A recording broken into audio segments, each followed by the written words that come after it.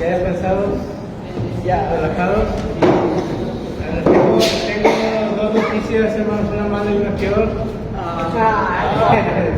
La mala es que está acabando el estudio y la peor es que este estudio lo voy a partir en dos partes. Pasara que me alargué mucho en el mundo, entonces vamos a partirlo en dos. Creo que Sí, no pasa nada. es muy importante. Igual que de los pactos, creo que estos son el mensaje central del reino, es la cuestión de los pactos, que todavía nos faltó abordar mucho en ello. Les recomiendo que profundice en esa sección ahí un clavado y profundice en la cuestión de los pactos, en la cuestión histórica. Y el segundo tema es el Evangelio del Reino de los Cielos. Creo que son los temas, para mi punto de vista, es lo más importante en la cuestión del reino. Entonces, si nos tenemos bien arraigados, sí podemos realizar un buen trabajo, ser buenos administradores y enviar un buen mensaje. Entonces, el siguiente estudio es el estudio 10º. Esta va a ser la primera parte y se titula El Evangelio del Reino. El Evangelio del Reino. Y vamos a comenzar con unas preguntas. Se me ocurrieron estas preguntas para más o menos darle una solidez al tema. Vamos a tratar de contestarlas durante los siguientes dos estudios. Y una de las preguntas es: ¿qué es el Evangelio del Reino? ¿Cuántos evangelios existen? ¿Es el mismo mensaje para extranjeros y judíos? ¿Y cómo lo aplico el día de hoy? Todo esto vamos a tratar de resolverlo durante estas dos sesiones que vamos a tener este sábado y, si Dios lo permite, el próximo. Y estas son las preguntas en las que nos vamos a enfocar. Entonces vamos a tratar de desarrollar eso. Siguiente, hermano. Entonces, no sé si hayan escuchado, en ocasiones nos ha comentado el pastor que una vez alguien le decía que podía compartir el Evangelio en 15 minutos, 30, 5. Y así a través de varios métodos, ¿no? Pero vamos entre más se adentra uno en la escritura y en el tema del Evangelio, cada vez yo me convenzo más que es casi imposible en 5 minutos dar el mensaje completo. Creo que lo mejor que puedes hacer en 5 minutos, 10, 15, 30 es dar una línea de entrada, un gancho, ¿no? Como le llaman, sí, para que quieran más, pero de darlo todo se me hace muy imposible, ¿no? Y se va a hacer más imposible conforme vayan aprendiendo más y vayan estudiando más al respecto, porque va a haber muchos más temas que van a hacer el estudio. Entonces, este tipo de prácticas, este tipo de enseñanzas, de tratar de compartir el Evangelio de 3, 5, 20 minutos, media hora, nos ha llevado a la creación al día de hoy, más de 45,000 denominaciones cristianas a nivel mundial, y cada una de ellas afirma tener la verdad, cada una de ellas, aunque estén separadas por kilómetros de doctrina. Esto es lo que ha provocado. También debido a esto se han concentrado las sociedades bíblicas, no todas, ¿verdad? Pero debido a que la Biblia es uno de los libros más vendidos a nivel mundial, crecen las congregaciones, pero realmente el mensaje, no sé si lo han visto, que se ha ido diluyendo, y esto es debido mucho a la cuestión de las traducciones y de los líderes que no enfocan bien a la congregación. Y una de las cosas que hace una sociedad bíblica, digo no todas, pero es lo que yo he visto, que encuestan a pastores, sobre todas las iglesias más numerosas, y van con el pastor y le dicen: oye, pues veo que tienes la nueva versión internacional, ¿qué crees que le falta? No, pues fíjate que este mensaje no está muy claro, en este pedazo Juan dice esto, en este la Torah dice esto otro, y le van dando sugerencias a las editoriales, empiezan a modificar la Biblia a petición del cliente, ¿no? Voy a vender 1,000,000 de Biblias, pues vamos a modificar a lo que a ellos les guste y que no los ofenda. Por ejemplo, en la NBI creo que hay un mensaje de Marcos 16, si no me equivoco, que no aparece en la NBI, en la que hicieron en 1970 y algo. Y mucha gente se ofendió, dice: oye, ¿por qué no incluyes esa palabra de Dios? Y empezaron a ofenderse porque ellos decían que debido a hallazgos históricos, sobre todo los rollos del Mar Muerto, y dijeron, ¿sabes qué? Estos, pues, los últimos hallazgos me dicen que este pasaje no existe, entonces no lo pusimos. Entonces la gente, los estudiosos empezaron a quejarse, las congregaciones empezaron a satanizar, ¿sabes qué? Esa Biblia no la quiero. Entonces, ¿qué hicieron? Pues agregan ese capítulo de sacado. No pasa nada, ya ahí abajo le pusieron una notita donde dice, este capítulo no aparece en los manuscritos originales. O sea, eso hemos llegado, ¿verdad? A cuestión de tradiciones, sí, ilusión del mensaje, y aún todavía más, la gente más perversa pues se va aún más allá y usa las escrituras para manipular y hacer y establecer sus propias agendas personales, mezclando el mensaje de salvación con el mensaje del hombre y haciendo, pues, torcer todo, ¿no?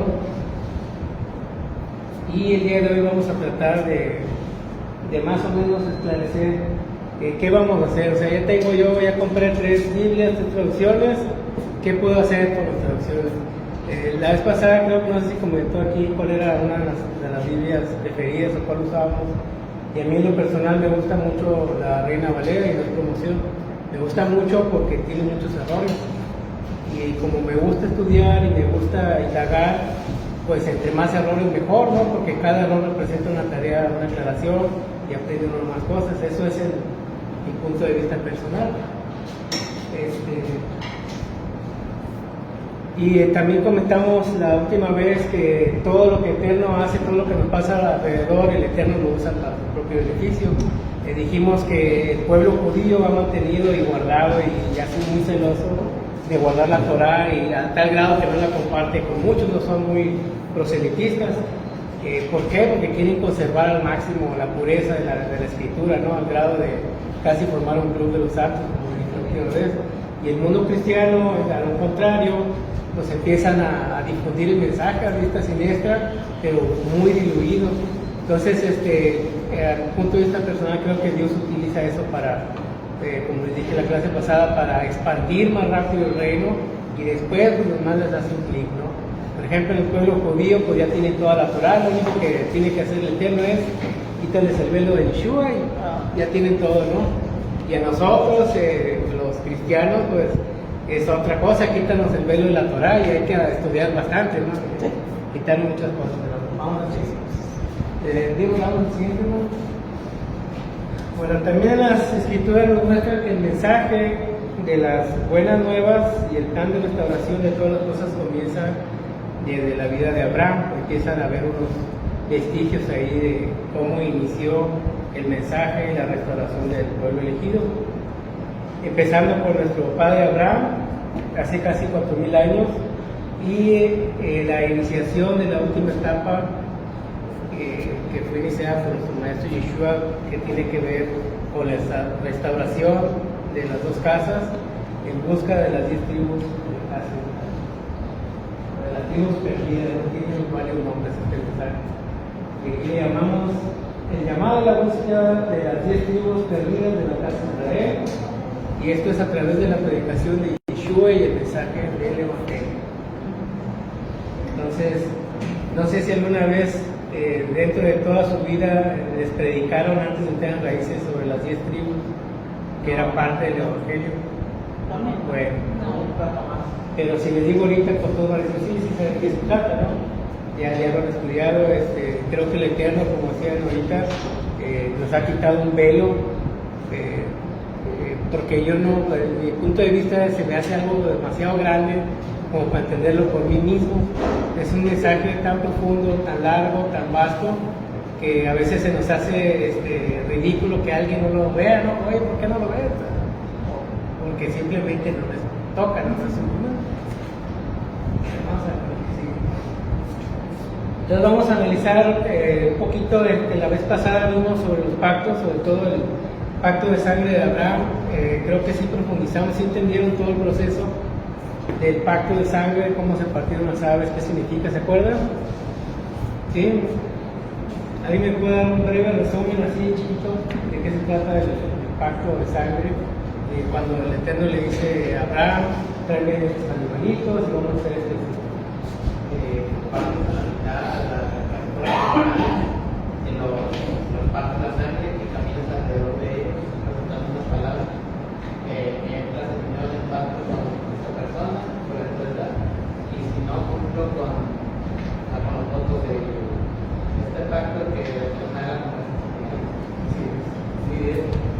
¿César quiere agregarle algo a eso? Bueno, yo nada más estoy lo que dijo de que a veces está la fe cristiana o lo que sea, y nunca sabe nada de las triunfas. Y una vez en una iglesia, cuando yo sí conocí el tipo de la raíz hebrea, de una iglesia cristiana, ya no creía yo en todo eso, yo comenté con los hijos, pero la que era la maestra de los jóvenes me acerqué con ella y se lleva muchos años ahí, como 10 años, no sé cuánto. Y yo le dije, no, me enseñaron esto, le digo, yo quiero compartirlo, ¿verdad? Y aparte, pues, luego ella me dijo, no, pues sí se lo compartí con el pastor. Y yo le dije, no, pues sí, pero primero se lo platiqué a ella. Y le dije, no, usted salía en la Biblia, usted escribe en el leer, no, justamente en el y decía, no, yo nunca había escuchado de eso. Y le digo, no, pues ¿cuánto tiempo lleva? Tiene como 10, 15 años ahí en la iglesia. Y le digo, no, nunca había escuchado. Y luego ahorita me dice, y bueno, yo lo había analizado, de que pues a veces estaba ahí bien claro, para mí era claro, y ahí está, y el pasaje. Sí, Dios ya te había quitado. Y luego ella dice, es que nunca nos había enseñado así, muchos años, y bueno, pues ahí se quedaron, ¿no? Yo les platiqué, y ahí se pero pues, ya mejor que ella. Pero sí, puede ser que una persona de muchos años, la Biblia y eso, pero nunca vea esto, porque si es un velo, Sí, como para nosotros es bien obvio decir de que, lo judío ya está aquí en Isaías, o aquí está Yeshua, ustedes no lo ven. sí, vinculas todas las escrituras y acá no, acá las desvinculas en una sagrada escritura. Entonces todo es riqueza, ¿no? Todo lo que ves alrededor de la escritura es una riqueza. Sí. Bueno, volviendo al pacto, ¿alguien más que quiere agregar algo que se acuerde, aparte de lo que dijo el hermano Bar? Pues, se despojaban del manto, del cinturón también. Hacían una marca, el uno y los dos, ¿verdad? Las manos levantadas. Compartían la comida, aparte de lo que ya mencionaron, del altar de los animales y todo, llevaban a cabo todo, había un intercambio de nombres también entre los dos que pasaban. Entonces es muy, muy importante conocer el procedimiento, porque al compartir con hermanos del cristianismo es un argumento muy fuerte. Yo siempre les digo, porque pues ellos creen en Jesús, creen en el pacto, en el nuevo pacto. Y entonces cuando usas ese texto dices, a ver, ¿qué dijo él? Este es el nuevo pacto de mi sangre. Y o sea, si tú crees en él, tú estás en un pacto de sangre, pero tú sabes que es un pacto de sangre. Nadie sabe que es un pacto de sangre. Entonces es un buen punto de partida para enseñarles, no raíces de veras, pero qué es un pacto de sangre. O sea, sabes de qué se trata y qué te toca hacer. Ahí es un buen. Bueno, aquí quería recordarnos para tener fresco el tema. Vemos que en la cuestión del pacto, creo, a mi punto de vista, y creo que la mayoría cuando haces algo así es algo demasiado fuerte, es una experiencia que no la vas a olvidar. O sea, hablando de que partiste los animales, ves la sangre y todo lo que tuviste que hacer, el otro tema de los pactos humanos, que te cortas, haces una comida festiva, o sea, involucran muchas acciones que te dejan marcado, sobre todo cuando entras en un pacto, en algo que te comprometes a hacer algo importante. Entonces, quería reflejar un poquito, porque de aquí vamos a partir con nuestro padre Abraham. Y aquí el mensaje de las mitades, el pacto de sangre, después de realizar el pacto, el padre le dice a Abraham que su descendencia sería cautiva en Egipto y luego saldría con gran riqueza. Y aparte dice, durante la vida de Abraham le menciona varias cosas a Dios, a Abraham. Y de aquí podemos partir para obtener una parte del rompecabezas del Evangelio que vamos a hablar, del Evangelio del Rey. Y para fines de este estudio, esta parte de Abraham le vamos a llamar el Evangelio de Abraham. No es que exista tal, ¿verdad? No hay un libro apócrifo, pero es nomás para tener el tema, el Evangelio de Abraham. Ahora, si yo me pongo en la posición en los zapatos de Abraham, me acaba de pasar todo esto, ando bien emocionado, me acaban de prometer un hijo, tengo casi 90 años, hace más de 15 que salí de Ur, de los caldeos, y de repente me pasan todas estas cosas, el Eterno establece un pacto, me salva de muchas cosas que me pasaron en el camino. Entonces, lo más obvio, que desgraciadamente aquí no lo tenemos, las escrituras, así como muchas cosas, como ahorita comentaba mi hermano Iván sobre la vida de Yeshua y sobre su familia, pues escrituralmente no tenemos mucho. Entonces, en este caso vamos a hacer un poquito uso de nuestra imaginación, que no me gusta mucho hacerlo, prefiero siempre basarme en las escrituras, pero en esto vamos a hacer uso de nuestra imaginación con respecto a lo que hacía Abraham. Entonces, una de las cosas, si a mí me pasara todo esto, yo soy Abraham, pues lo primero que empiezo a contarle a todos los de mi casa es: Dios hizo un pacto conmigo y mi descendencia, y empiezo a platicar. Oye, Abraham, te veo muy contento, esto no pasó, ¿verdad? Pero Abraham, te veo muy contento, ¿qué te pasó? No, hombre, fíjate que ayer te caí de sueño y el Eterno me hizo esta promesa, me hizo este pacto y me hizo que mi descendencia iba a habitar la tierra y que iba a tener así como las estrellas. Y empieza Abraham a desenvolverse, y con todo el que pasa y que todo el que tiene oportunidad empieza a platicar de todas las cosas que ha hecho el Eterno con él, y les cuenta, pues, como es de su época, le dicen que no sabes que hizo un pacto conmigo de sangre, partió los animales, y la reacción de la gente va a empezar: ¿cómo que partió los animales? Sí, el pacto ese que hacemos aquí, ok, ¿y qué hizo? No, pues me quedo dormido. ¿Cómo que te quedaste dormido? Sí, el Eterno pasó él solo por el pacto. Entonces, todas las personas que están alrededor iban a entender por contexto histórico y cultural, o sea, él se va a hacer cargo de todo. Entonces, o sea, tú no tuviste que pasar por ahí, ¿verdad? Entonces, el mensaje o el Evangelio de Abraham, que yo le quiero llamar así, pues es ese, es todo lo que el Padre ha hecho, los pactos, las promesas, y las empiezas a divulgar.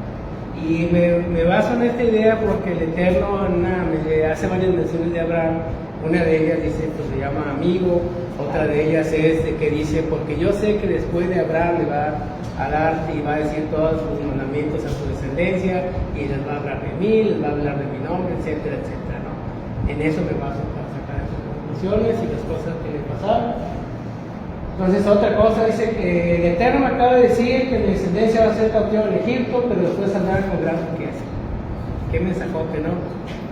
Y digo, empieza a ver, ¿cómo que te digo? Sí, me dijo eso, y empieza a hablar del futuro, y esto me va a pasar, estas promesas, me prometió descendencia, y que serían benditas en mí todas las naciones en la tierra. Esto lo entendió Abraham al 100%, no lo puedo decir con toda franqueza y seguridad, pero lo que sí puedo decir es que Yeshua habló de una de las experiencias de Abraham, que dice, sí, bueno. Sí, a mí lo único igual de Abraham es un objeto de la fe. Pero en este caso, cuando le dice: sale tu tierra de cuarentena a la tierra que te enseñaré, no le dice: ofrézame a tu hijo, a tu único hijo. Y luego dice que va a ser que todas las familias serán benditas de todas las naciones. Tantas cosas que le promete Dios, pero no por qué. Porque la palabra queda escrito. Si toda la palabra de Dios es por fe y por la fe, y si no está escrito, si retrocedí años, no es mío, dice el Señor. Entonces, ahí significa que el Evangelio de Abraham es diferente de la fe. Si Dios se lo dijo, él se lo cree. Es como uno, a veces el consciente te dice algo, o dices: ahora voy a hacer esto. Si lo haces y te sale bien, entonces es poder de Dios. Pero si no haces caso y solo lo haces, a veces tienes problemas. Entonces, es un no de caso a la luz de Dios o del Espíritu Santo. Exactamente. Ser una fe obediente, ciega, certera. Pero realmente, habemos muchas personas de los libros. Esto, a veces he tenido así cosas que salen del colectivo, pero las hago, pero y aquí en este caso hizo, obedeció a Dios casi en todo, y por eso ha llamado a Dios, porque tuvo fe. Para mí la justicia de Abraham es una mayoría de fe. Creyó. Es un punto de vista. Así es, muy bien. Eso es lo que quería tratar de mostrar a través de la vida de Abraham.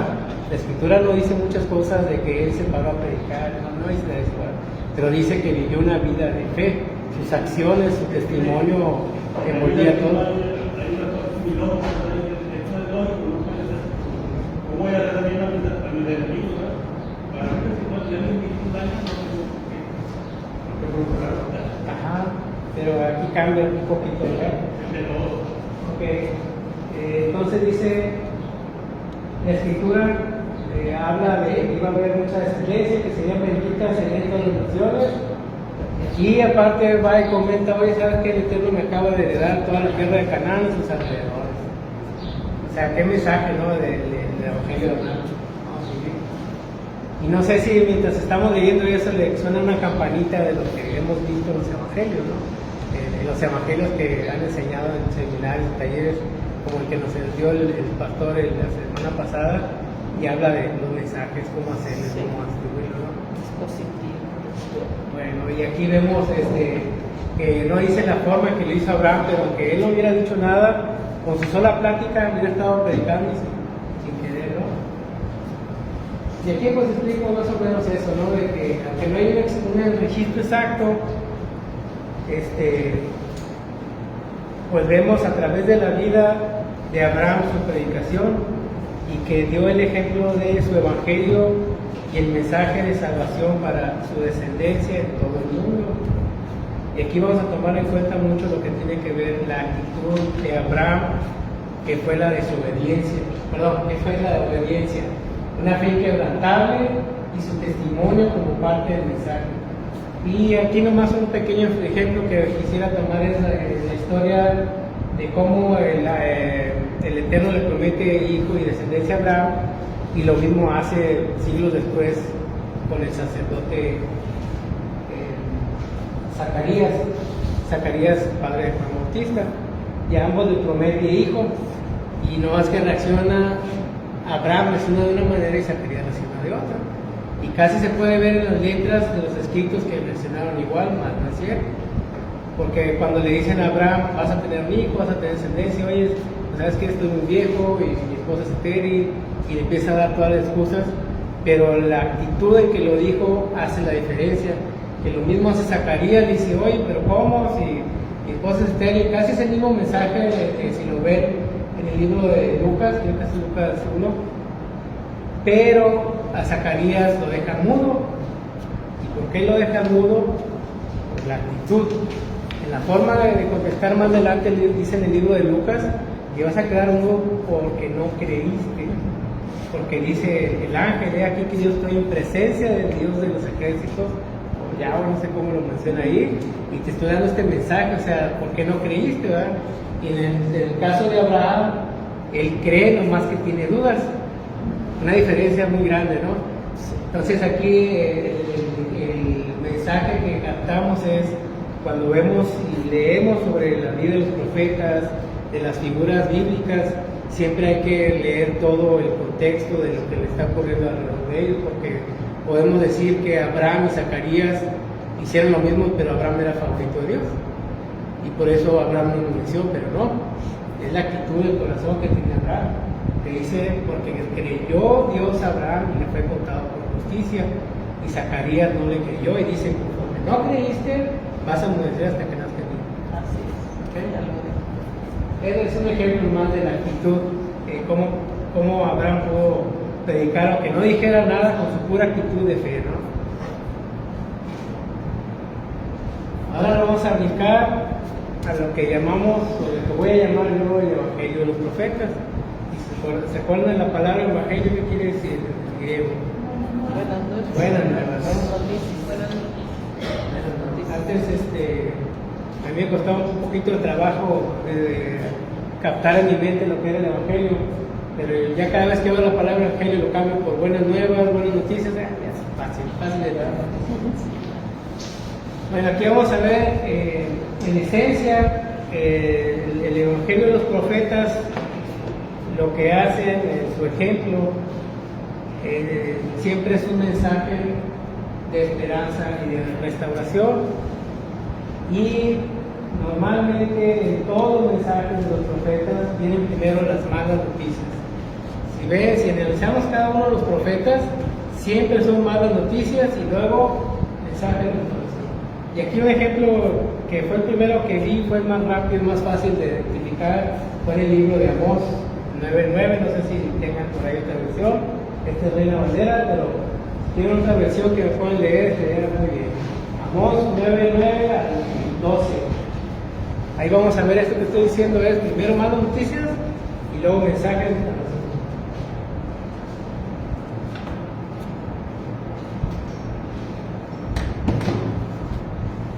Amós 9, del 9 al 12.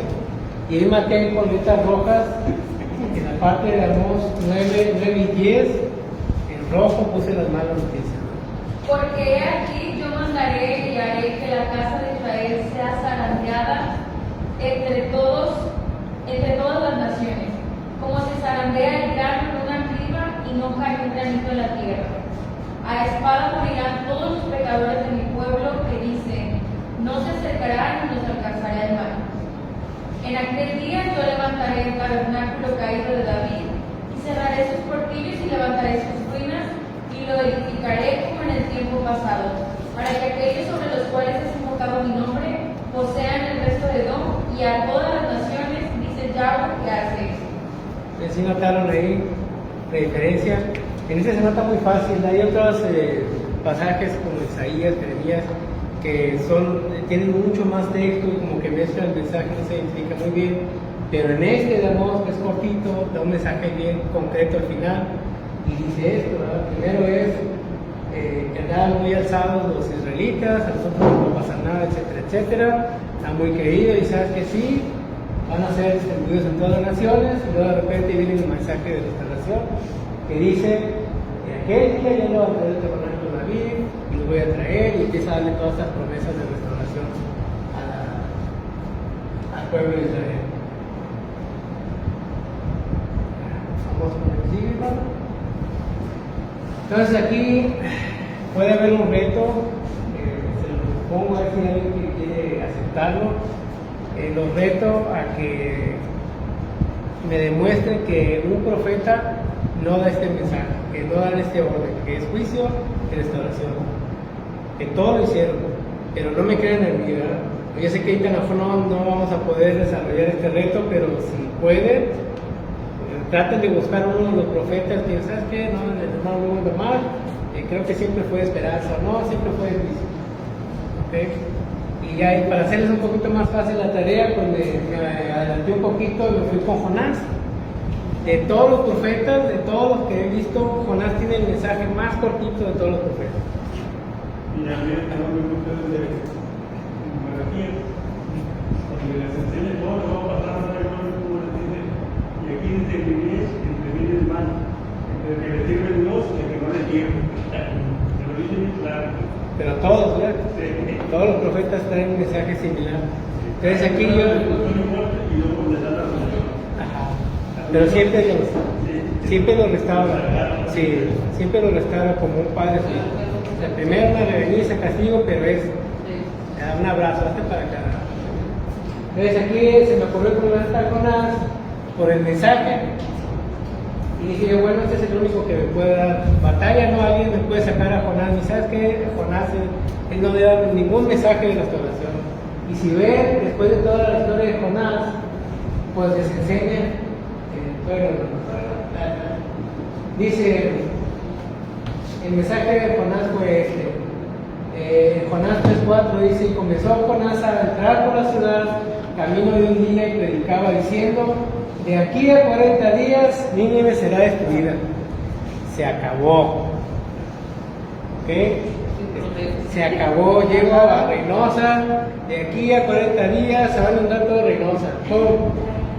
Y no les digo nada que arrepientes ni nada, no. Van a ser destruidos todos, ¿verdad?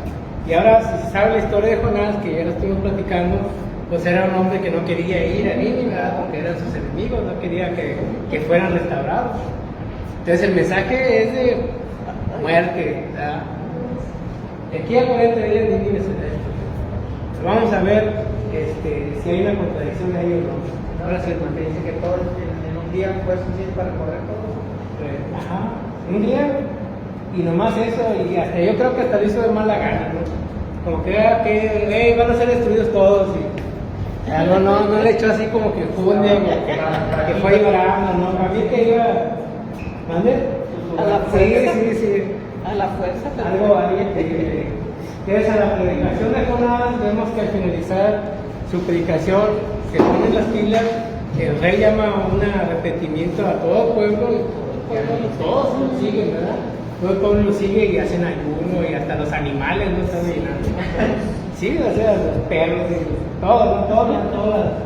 Todo lo que todo el pueblo está en arrepentimiento y es restaurado, o sea, no es destruido, ¿cierto? Entonces el mensaje de Jonás, aquí puse en negrita, el mensaje de Jonás carece de esperanza, pero la historia de Jonás muestra el mensaje de esperanza. O sea, tal vez el mensaje no es, pero la historia que vuelve el personaje da la idea de la restauración, porque al final de cuentas el Eterno movió el corazón, todo el pueblo. Y contrario a lo mejor a veces al pueblo de Israel, que sí era más claro el mensaje de esperanza, pero luego no hacían mucho caso. Ajá. Y aquí pues fue una nación que era extranjera, pero sí cumplió el propósito del mensaje de juicio de llamarlos a la arrepentimiento. Y al pueblo de Israel que le dieron todo, todas instrucciones, o sea, le dieron todo y simplemente no. Y aquí en vamos a poner un ejemplo de eso. Vamos a acabar más con esto. El mensaje de Jonás, como les repetía, carece de esperanza, pero la historia de Jonás va incluida, va el mensaje implícito de esperanza para todo aquel que tenga oídos para oír. Hasta nuestro Señor Yeshua usó su historia, su mensaje para dar un principio, ¿no? Y si nos vamos a Mateo 12, 40 y 41, alguien que lo quiera leer, por favor. Hubo Jonás en el hizo del campo 3 días y 3 noches. Así estará el Hijo del Hombre en el corazón de la tierra 3 días y 3 noches. Los hombres de Nínive se levantarán en el juicio con esta acusación y la condenarán, porque ellos se arrepintieron a la predicación de Jonás. Y él mismo Jonás en este pueblo.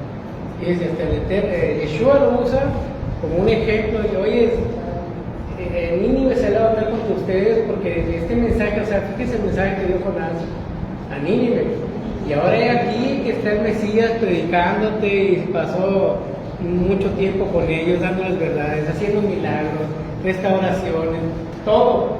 Y dice, esta generación se va a levantar en contra de ustedes, porque he aquí que a la predicación de Jonás, todos se arrepintieron y aquí uno más grande que Jonás, y van a poner el juicio contra ustedes. Ahora dice que la importancia del mensaje de Jonás, que no habla de restauración el mensaje, pero la historia restaura al pueblo y te da un mensaje hermoso.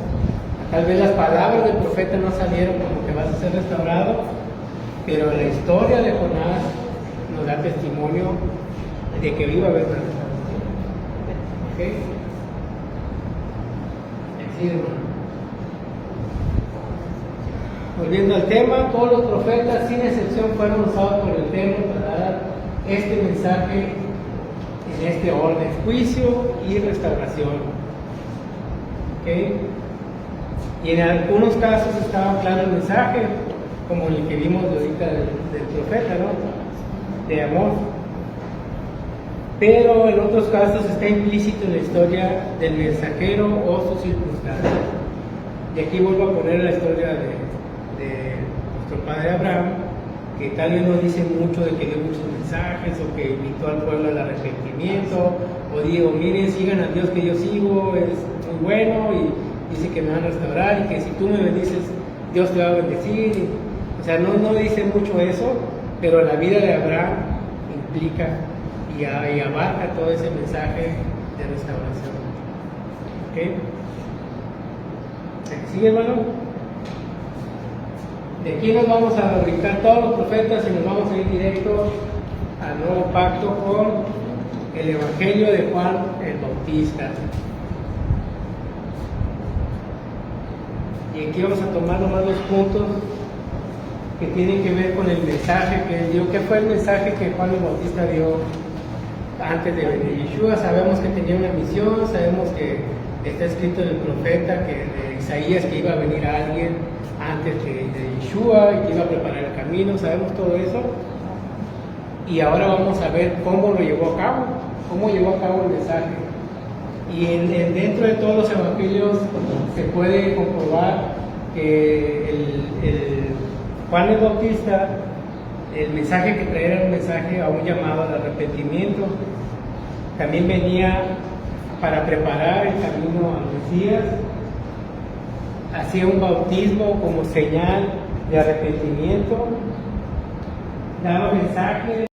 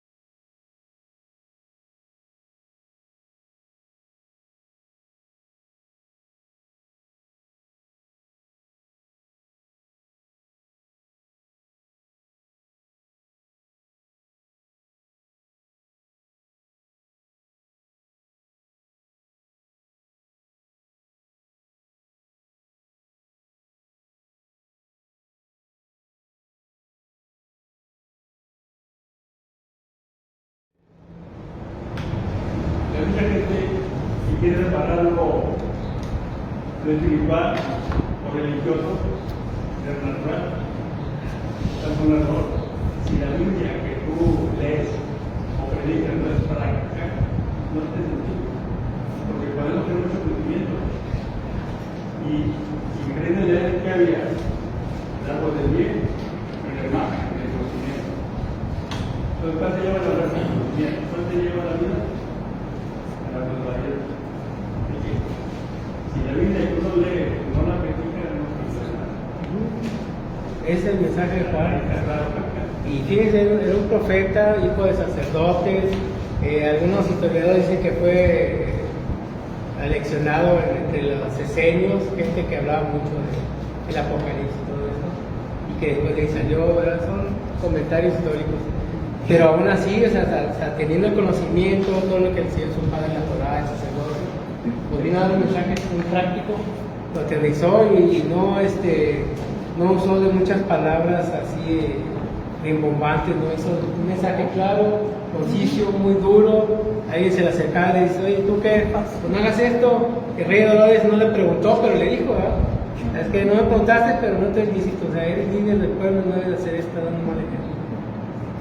Y luego también los soldados, pues no hagas extorsión, o sea, ayuda a la gente, a tocarle, está como si te vienen policías, oye, ¿qué hago? Pues ayuda a la gente, hoy no me dejan pasar lo que puedas, o sea, ayuda fuera de tu trabajo, lo que sea, ¿no?